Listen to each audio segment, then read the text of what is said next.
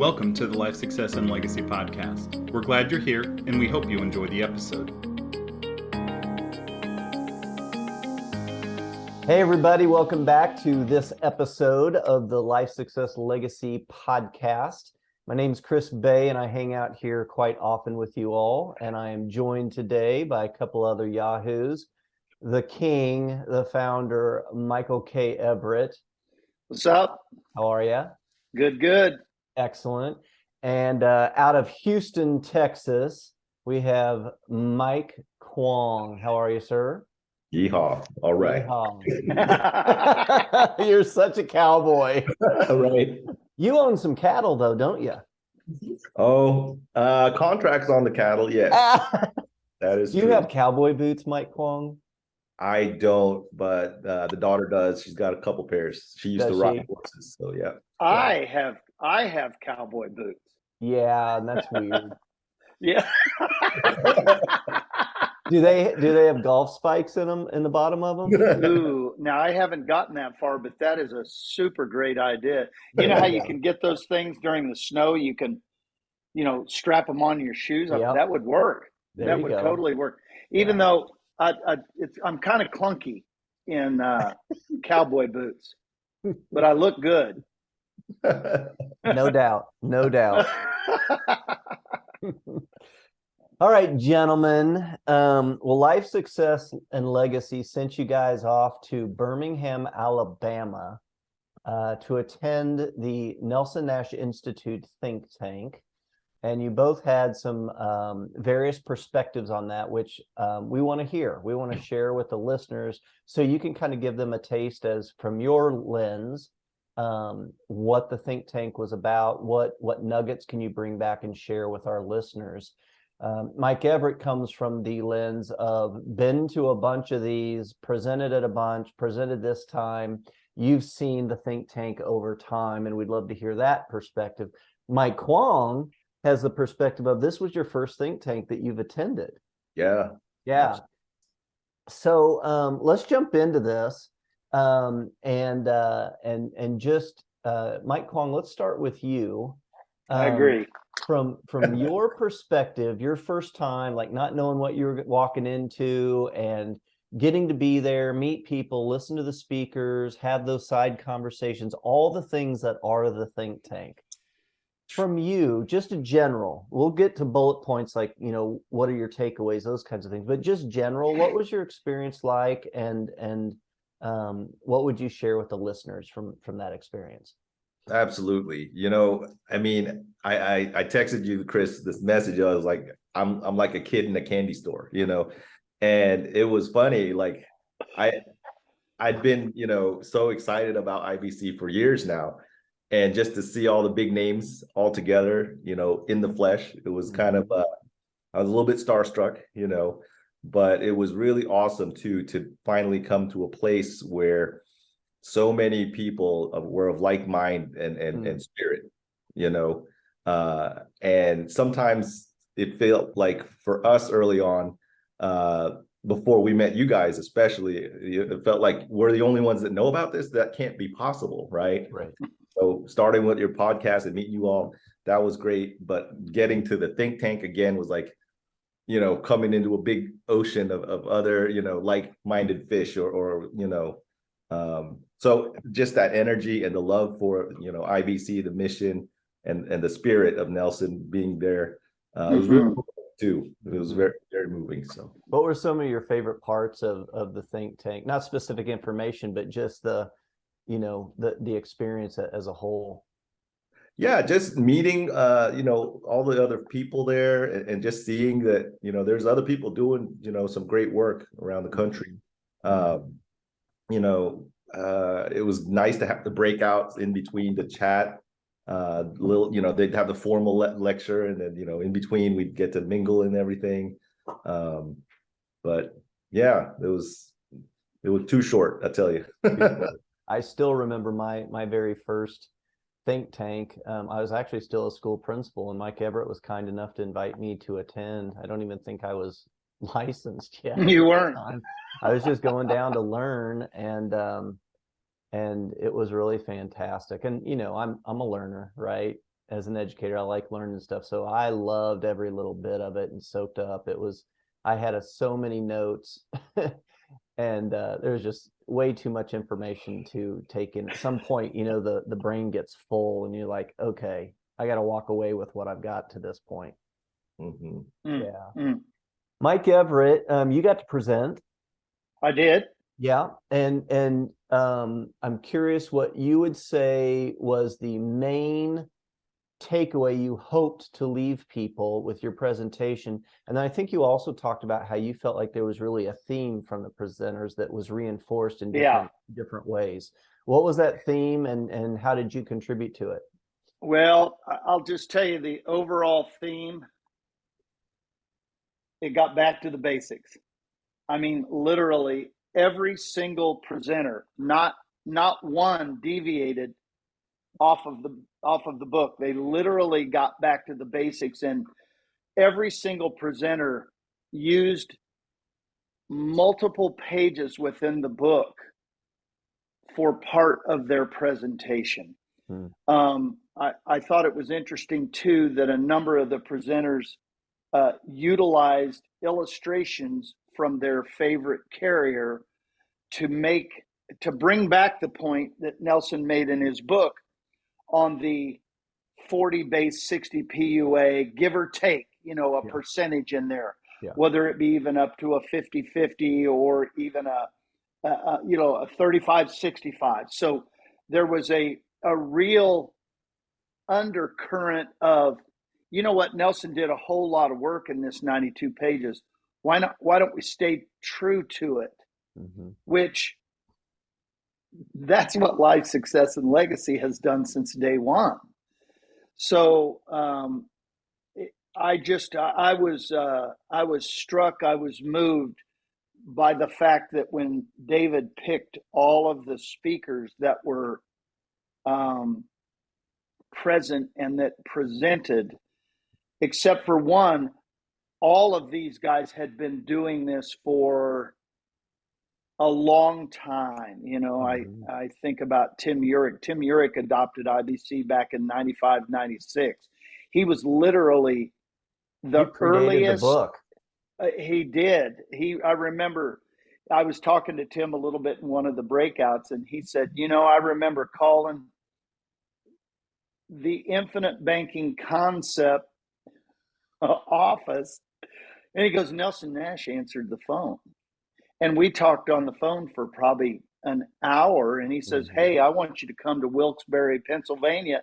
And he goes, I'm going to tell you, that was the start of some incredible relationship. And then probably about 4, 5, or 6 years later, he would have Nelson up 4 times a year. And he said, if I could get 6 or 8 people in the room, he goes, I was tickled. If I got 15, he goes, we were crushing it. And that reminds me of when we started our boot camps. But my whole presentation revolved around our process and what we do as a team, because I think that so many, and I'm going to get up to the line here. I'm just going to tell you, I might cross it like I usually do, but so many of the practitioners that are at the think tank don't have a process in place. And by process, you're really, I think, and I don't want to put words in your mouth, but you're really talking about the emphasis on education. That's it. Yeah. Because I even remember before we created our Life, Success, and Legacy team, I was a shoot from the hip guy. I was bouncing over here. I was bouncing over there. I was telling people about IBC. I said, hey, read the book, call me. And then I had absolutely no pre-education, really, so to speak, other than the book itself and the immediate presentation. And then I hate to say this out loud. I'm going to say it. I have 0 skills for follow-up. And good, bad, or indifferent, that was just the way it was, because we were all just trying to get the message out. But yet then all of a sudden along comes Chris Bay, and this thing came full circle for Life, Success, and Legacy, and we began to create a team. We began to create a foundational thought process about how can we get this message out, but it became quality, not quantity. And sharing the message, but then furthering people's education on the front end, but yet even after they became a client, still continuing the educational piece to where not only are these people clients, but they're friends. Yeah. And we were just talking about that with Ron Swall.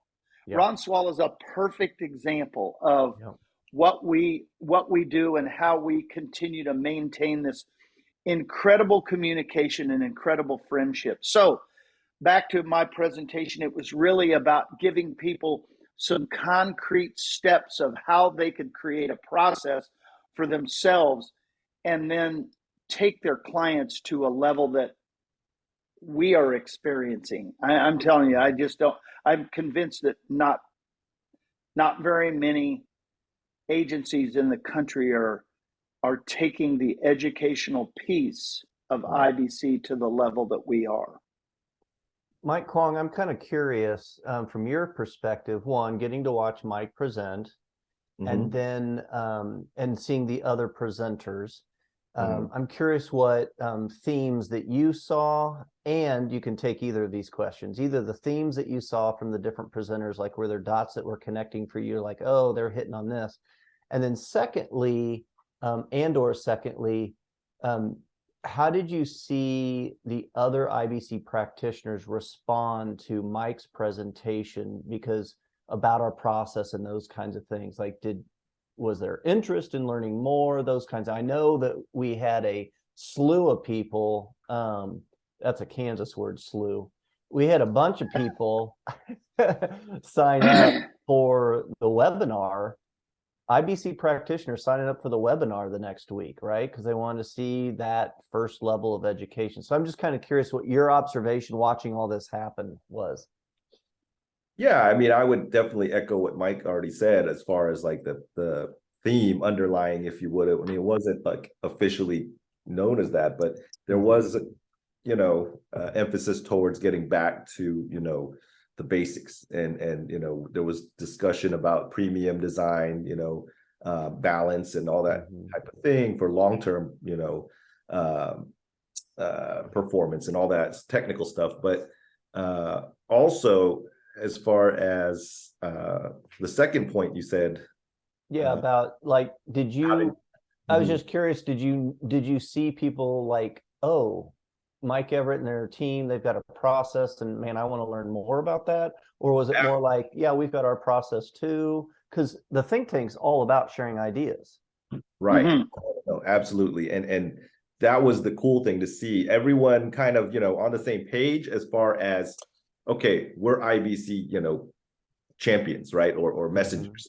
But everyone also came to the, think tank with different experiences and different, ways of operating, right? Yeah. And that was the thing about Mike's presentation. I noticed a lot of people seem to resonate that there's a proven way, that makes sense, and that, he's developed over years, right, of experience, that some of these people were new, a lot of brand new folks, right, Mike? There were a lot of new folks. So everyone was just, I think listening to and looking for a path that works, because there's a lot to unpack when you talk about IBC. It's not like anything, out there in the financial world, and it runs counter to a lot. So it's a lot to kind of learn about. And without a process, it can be, oh, here's a book and then call me. I mean, there's so many steps in between that we have kind of fleshed out and made it much more palatable and for us to talk about it and for people to digest it. So Mike was like a rock star up there, He really shies away from those opportunities, but we try to get him out there and wind him up and let him go there for a little bit. I was just reminded, and then I want to come back to you guys and see, like, what are your bullet point takeaways, like new information, new knowledge, or things that were reinforced that you think would be really good for our listeners to hear. But I'm going to share something real quick that just jumped into my head on the education piece. One of our longtime clients we did a coaching session with recently, and they have not taken advantage of all of our coaching that we've provided. They did one boot camp way back in the day. They started a policy that was actually being funded by the father. The older generation was giving them the money for the premium, and then they were basically sucking the money out and using it for life and all that. Not really a plan for loan repayments and things like that. And this policy is, beyond the point where we would recommend dropping off the mech and that sort of thing. And they set up a coaching session with Shelly and myself. And then about 15 minutes beforehand, they said, hey, our financial planner is going to jump on at the end. He has some questions. And I've known this family, and they have had financial planners, and they've got a lot of wealth as a family. Not this couple, but the older generation has a lot of wealth and those kinds of things. They're in a really good place financially. And at first I was like, I wonder how this is going to go. And he had asked them to order an in-force illustration. And as we know, the in-force illustration is going to show the full capacity of the policy going forward with the PUA and all this stuff. So he had a lot of questions about meching and, all these kinds of things. And are you encouraging them? This policy is the interest on it, all these things. But at the end of our conversation, and he handled it great. He was really, really a delight to talk to. But the end of it, he commented about, wow, you guys really focus on educating your clients more than any group I've ever interacted with. Like, my clients, most people have no idea what a mech is or how to avoid it or any of those kinds of things. He said, I just want to make sure that someone is looking out for them with this policy, right? And the couple has now recommitted to ongoing coaching with us. We've got several sessions set up, and we're going to get them, back on board. But it was just, you could see the surprise in his face, probably given, life insurance agents that he's interacted with over the years. So anyway, let's get back to the think tank and the points that you guys, kind of the takeaways that you guys each had from the think tank that you think listeners might appreciate and might be reinforcing. Either one of you, feel free to jump in. Jump in there, MK. Well, personally, I was just reinvigorated, with my commitment and our commitment to the mission of putting that, the word out there. And to that point, keeping the word, proper and as IBC has grown and gotten more publicity, it's kind of changed the perception of it, because there's different outfits and competing, agencies out there that kind of, I don't want to say hijack the term, but use it for marketing, to put it nicely, right? Yes. Yeah. Products that aren't aligned with, IBC in principle don't run with it and just fall apart. But then that leaves a terrible taste in people's mouths when they hear about it. So that was really, important to me to know that, we're doing it right. We're keeping it pure and representing what Nelson intended. And also just to know that you're not doing it alone. You don't have to do it alone. Because, like they said, it's a process, not a product, right? And a lot of that is with, educating yourself and working with a team, a good coach. So those are some things that stuck out to me. Good stuff. Thanks for sharing those. Yeah. Mike Everett, how about you? I mean, you've heard an awful lot over the years about IBC and different presentations and things. What are a couple of bullets that you think our listeners would benefit from? Well, I'll just tell you, the thing that really stuck out to me the most was the design of the policy. Because as you well know, and I think Mike reiterated this, we have so many people that have challenged, the overall thinking of Nelson's book and the design that he actually put forth in his book. And over the years, because of my want of making sure that this is exactly what we want to do in serving our clients, the design that we take directly from the book is exactly what we want to continue to do. But yet you have so many people that come to the table and they think, well, wait, this is a different financial time, or, you know, interest rates are something, or the market is something, you know, it doesn't make any difference to me. But yet, we don't want the policy for our clients to work for just the next 12 to 18 months. Yep. We want it to work for the next 25 to 50 years. And if we're doing this right and serving our clients the way I know that we're supposed to, then sometimes we have to push back against the noise, against the thought process of these other entities out there trying to trick the customer into doing something they don't fully understand. That's it. Yep. And boy, howdy, you talk about being reinvigorated. To know that we have done our job, for our clients, not just today, but for their kids and their grandkids, because I love what we do. Anybody who has talked to me for any length of time knows that I love this stuff. And man, I think that what we do as an agency is second to none. And I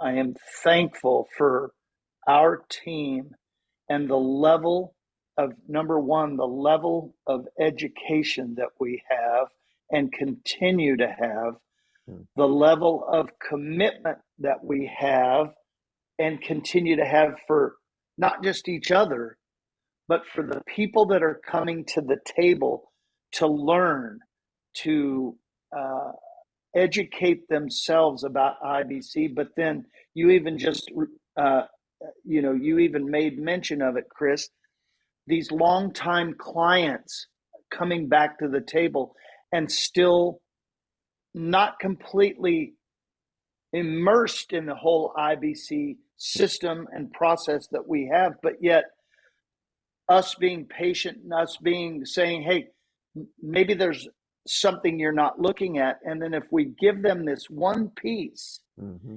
there's something in their brain that goes, you know what? I need to continue to learn about this stuff, because I'm telling you, it's in the book. It becomes a way of life.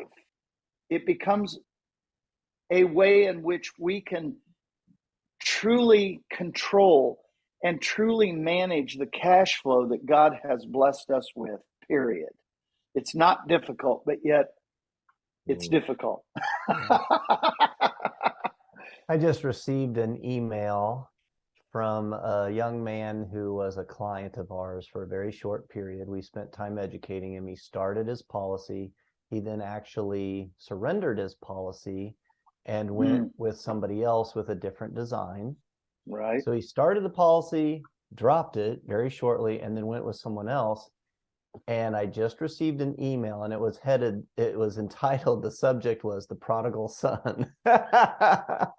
He said he was giving and I remember him, of course. He was giving me what had happened. He was reminding me what had happened. And he said, and his comment was, back when I thought I knew more than I did. Boy, howdy. And he's like, I'd like to come back and start a policy with you guys. Wow. Yeah.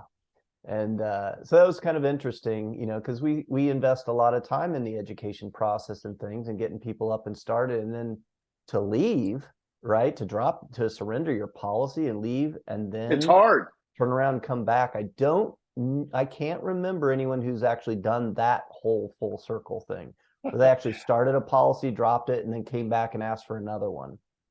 Okay, so just for fun, for our listeners, the very first sentence in the book is becoming your own banker. The infinite banking concept is a text for a 10-hour course of instruction about the power of dividend paying whole life insurance. So what does that 10 hours really look like? Well, it's reading a book, it's a webinar, it's a phone consultation, it's a dream conversation, it's a boot camp, and it's a strategy presentation, and then really allowing us as a team to help them filter through whether or not IBC is really for them. And so many of the people really take to heart what we say, but there are that sliver that go, nah. And we have found that if they don't go through the process, they're probably not a good fit for us. Yeah. So good once stuff. again, I'm chiming in on our squad here, because I'll tell you what, our team literally is second to none. Second to none. I don't think there's another group of folks out there that not only love what we do, but we kind of love each other. Right. Don't say that out loud too much. Mike Kwong, any last words you have regarding your think tank experience before we wrap up? No, I'm just so, feel so blessed to have finally, got to experience that like you all have before, and just appreciate everyone's support, because we're a growing community, we've come far, I think, from where Nelson started with it, but there's still a lot to go. And I'm excited to be a part of this and to meet some other folks doing the same thing. And like I said, I love you guys. We're doing the right thing, what Nelson would be proud of. Boy, howdy. So, that's all. Well, my only sadness for you is that you didn't get to meet Nelson Nash in the flesh and have that experience. So he very much was passionate about IBC, but he would just as soon talk to you about other things, and he was knowledgeable on many. Well-read man. So yeah, he really was. Well, guys, thank you both for sharing your experience about the think tank. To our listeners, wherever you check us out, if you will download, comment, give us a thumbs up, or not, whichever you choose to do, that's fine with us as well. We just, again, want to spread the word to as many people as we can. Check us out at lifesuccesslegacy.com. We do have a upcoming boot camp in April, I believe. April, I don't want to misspeak. Let me get this. April. Is it 18th? 22nd, Saturday, 22nd. April 22nd is our next boot camp. And just as if you don't know about it, it is a in-depth 3-hour. Half of that time is presenting, and then half of it is open-ended Q&A, and any question is fair game. So we'd love for you to join us. Check out all the resources we have on our website, including a variety of books. Mike Everett's got some books there he's going to throw up. Oh, you know what? I don't have. I got dibs. Book. Okay, there we go. And let's not Nelson's forget book. Yeah, let's not forget this one. Yeah. So lots of resources to check out to keep you busy. And we look forward to you guys joining us in our next episode.